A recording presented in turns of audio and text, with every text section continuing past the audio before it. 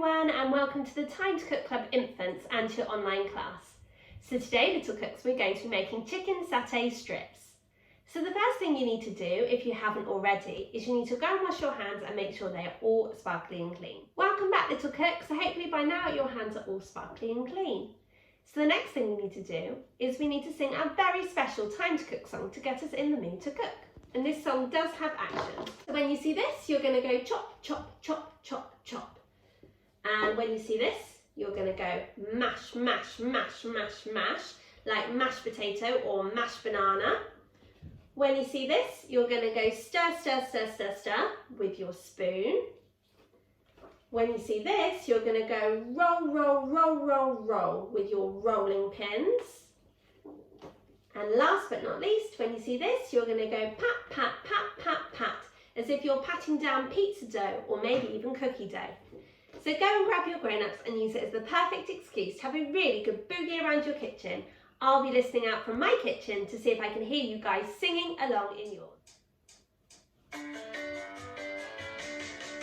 Get ready, it's time to cook today. Get ready, we're gonna have some fun. Get ready, it's time to cook today and show everyone what we've done. We're gonna chop, chop, chop, chop, chop it up. Great chopping, little cooks, well done. We're gonna mash, mash, mash, mash, mash it up. Keep mashing, great work. We're gonna stir, stir, stir, stir with a spoon.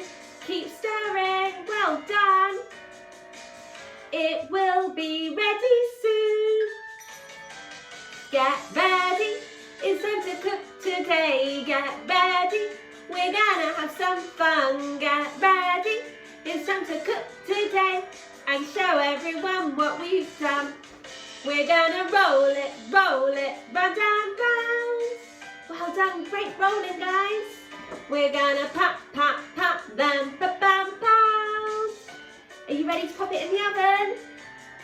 In the oven on a tray. Don't forget to pop your chef's hats on, little cooks. We will be chefs today. Get ready, it's time to cook today. Get ready, we're gonna have some fun. Get ready, it's time to cook today and show everyone what we've done. Where's your jazz hands, guys? It's time to cook. Yeah, well done, little cooks. That was absolutely amazing. Fantastic actions and awesome singing. You guys rock. I did listen out from my kitchen and I heard you guys singing along in yours and you sounded wonderful. So little cooks, we have washed our hands and made sure that they are all sparkly and clean. And we have also sung our very special Time to Cook song to get us in the mood to bake, which must mean that we're all ready to start. So hopefully if you're joining me today, you have all of your ingredients weighed out, measured and ready to go, and also the equipment from the equipment list. So let's make a start. So the first thing that you'll need to do is, if you're using wooden skewers, you'll need to soak the skewers in cold water, as this will stop them from burning when they're in the oven. Okay, so the next thing you need to do is you need to get your chicken strips and you need to pop them into a Ziploc freezer bag. Now, in the recipe, it says 650 grams of chicken strips. So if you've got chicken breasts instead, then you will need to chop your chicken up into small chunks, just like I've just done, okay?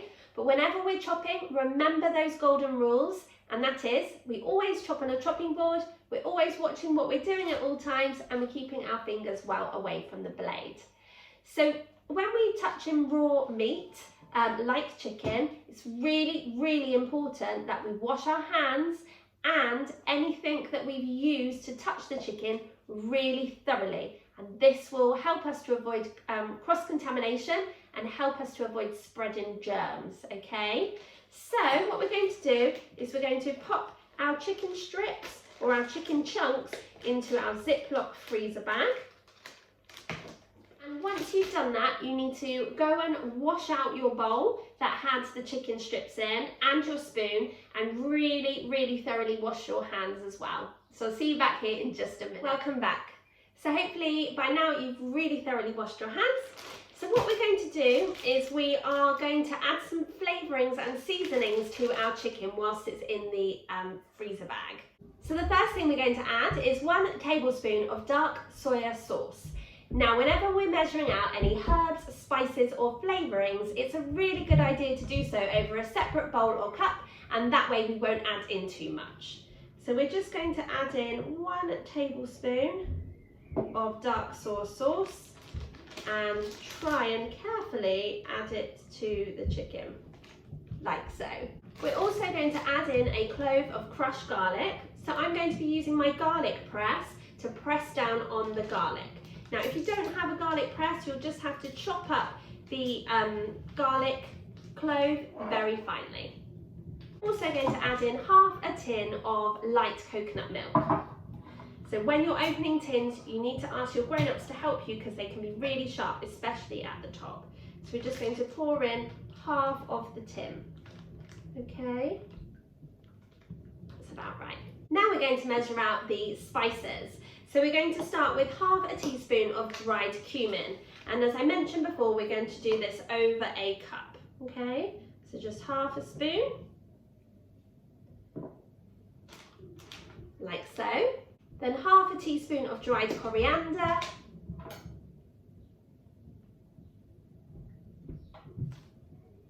A quarter of a teaspoon of dried ginger. And then what you're going to do is you're going to seal the bag tight. Okay, it's really, really important that you do that. And then you're just going to use your hands to rub all of those ingredients into the chicken. Okay, like so. And then what you're going to do is you're going to ask your grown-ups to pop the bag of chicken into the fridge to chill for 20 minutes or overnight if you're planning on continuing with our recipe tomorrow. So join me back here once you've asked your grown-up to do that job because we can make our peanut satay sauce. Okay, welcome back. So hopefully by now your chicken is chilling out in the fridge and we can start to make our peanut satay sauce. So you'll need a clean saucepan and you're going to add in your peanut butter. Either crunchy or smooth is fine.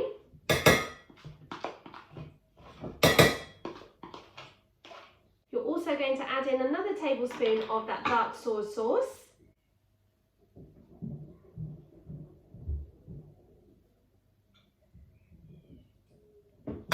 You're going to add in a pinch of chili powder. I'm using mild chili powder, but if you like it a little bit more spicy, you can use a hotter version. Also going to add in a tablespoon of fish sauce.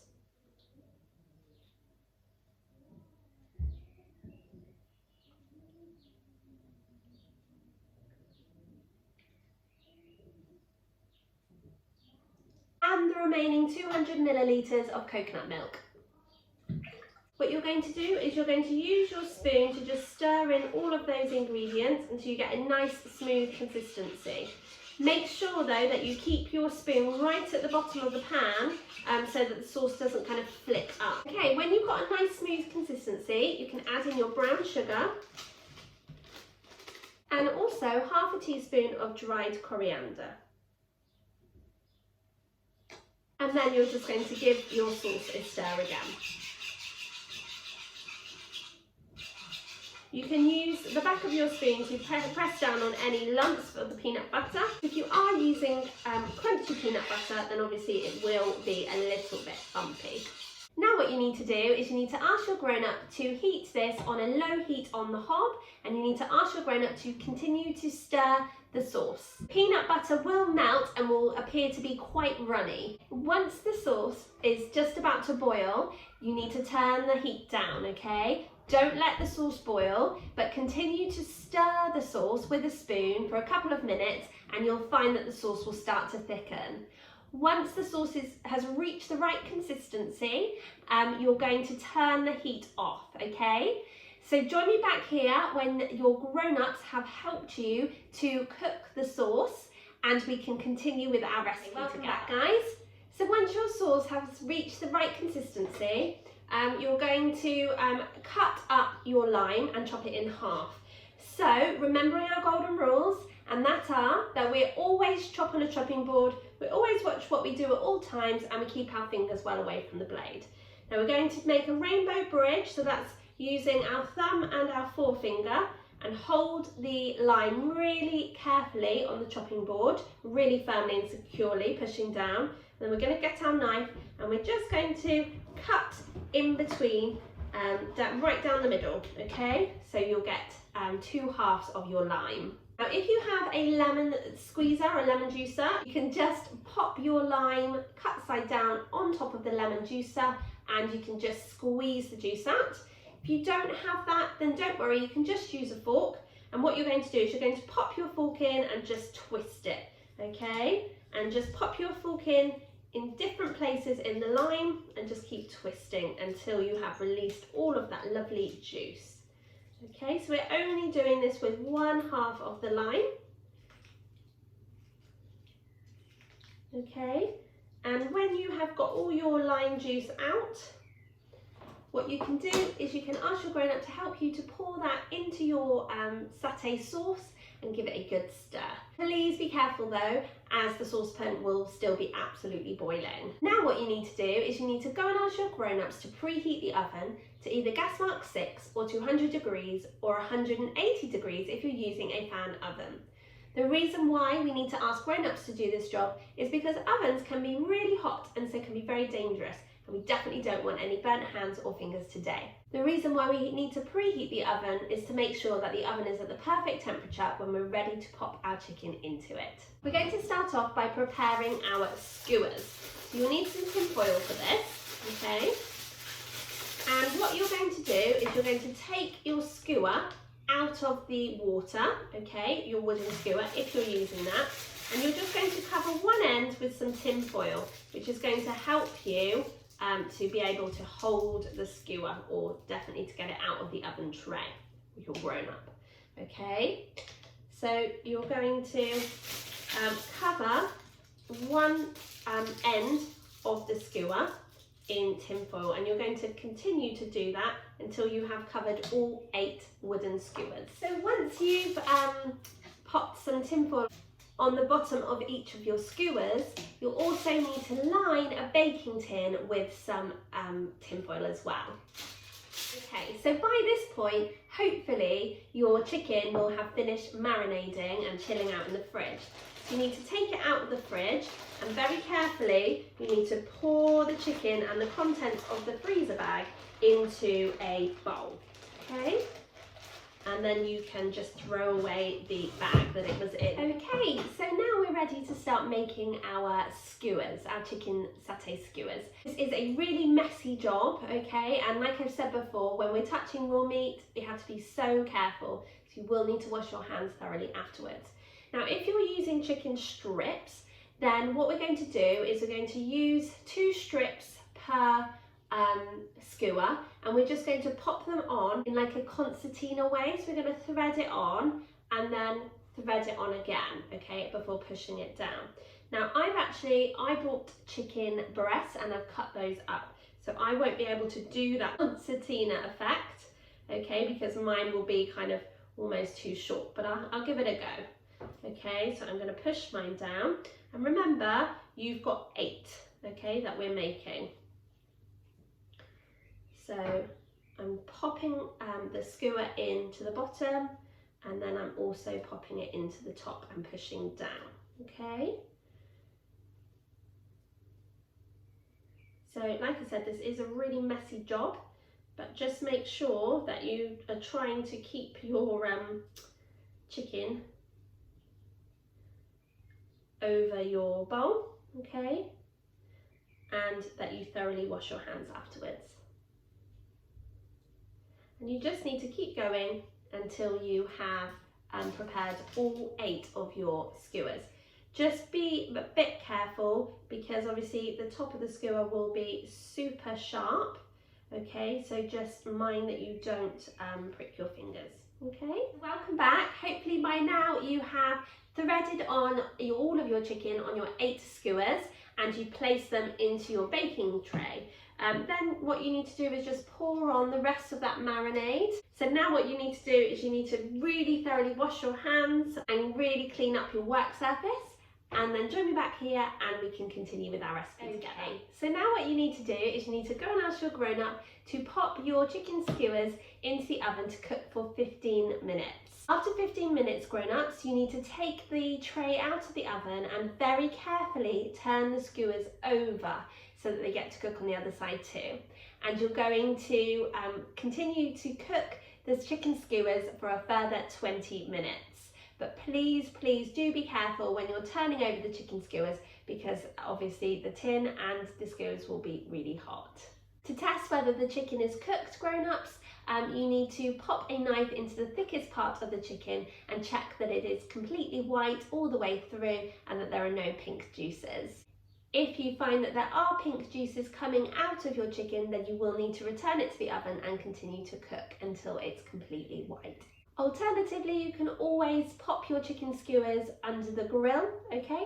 You'll need to cook them until they turn golden brown, and you'll also need to turn them over onto the other side to make sure that they're cooked on both sides. But don't forget to check that the chicken is completely cooked before serving. So join me back here once your chicken is cooked and we can plate it up together, guys.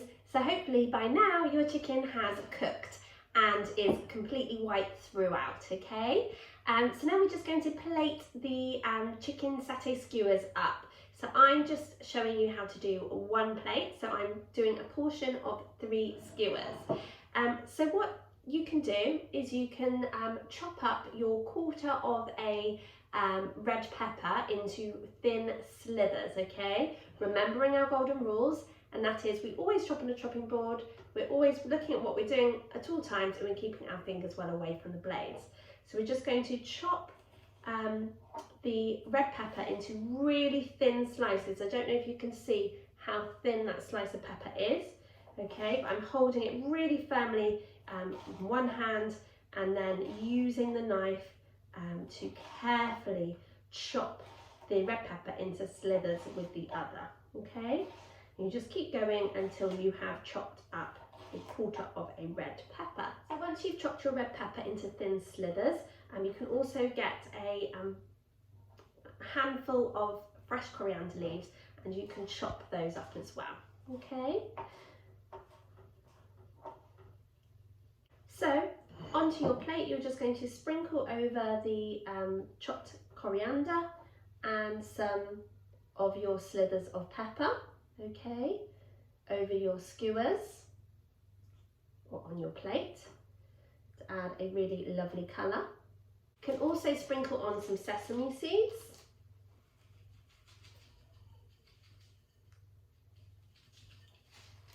And then you're going to pop some of your satay sauce into a little bowl or serving dish, and you can just sprinkle on the top some roasted peanuts, okay? Now another really lovely dip to use is sweet chilli dip as well. So you can pop those onto your plate. Okay, little cook, so here we have our chicken satay strips. But we've still got our washing up to do. So if you would like to join me for the washing up song, you will need a washing up bowl filled with warm soapy water, a dishcloth, a tea towel and just a couple of items to wash up. Nothing sharp or dangerous. Go and grab your grown up and use it as the perfect excuse to have a really good boogie around your kitchen. Okay, little cook, so welcome back. So hopefully if you're joining me for the washing up song, you have got a washing up bowl filled with warm soapy water, a dishcloth, a tea towel and just a couple of items to wash up. Nothing sharp or dangerous.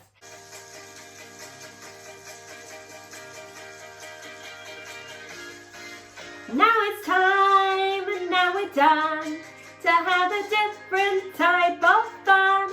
So we must clean up all our mess. We must make sure that we do our best. So grab a bowl and grab a spoon and grab a friend to sing this tune. And we can all work as we play in a washing and a drying way. Get ready, everyone. You gotta wash it up. A scrub a tub down is messed up. You gotta wash it till it's clean. The cleanest you've ever seen. You gotta swish it and swash it and swirl it around, making swishing and swashing and swirling sound. You gotta wash it up until the baking time is up. Well done, little cook. Should we do some dancing? Are you ready? So let's start off with our disco arm. Well done. Good disco arms. Should we do the other one? Fantastic. Let's have a disco in our kitchen, guys. Can you do them both together with a wiggle? Are you ready? Wiggle your hips. Wowee, what amazing dance moves. Fantastic. Well done. Right, can we do our rainbow arm? Ready? Well done. Brilliant work. Can you do the other rainbow arm? Amazing. Can you do 2 rainbow arms together? Wow, well done. Great work, guys. Fantastic. Can you do smoky eyes? Can we go under the sea as well? Woo, and again. Woo! You gotta wash it, wash it, wash it, wash it, wash it up. And scrub it up, down in the tub. You gotta wash it, wash it, wash it, wash it till it's clean. The cleanest you've ever seen. You gotta swish it and swash it and swirl it around, making swishing and swashing and swirling sounds. You gotta wash it, wash it, wash it, wash it, wash it up until the baking time is up. Woo! Well done, little cooks. That was absolutely awesome. Fantastic washing up and fabulous dance moves. You guys rock. So thank you so much for joining me today to make your chicken satay strips. I really hoped you enjoyed joining me. But more importantly, I hope you enjoy eating your chicken satay strips and sharing them with your family. I really look forward to cooking with you all again next week when we'll be back with another delicious bake from our picnic food menu for June. Have a super lovely rest of your week. Bye!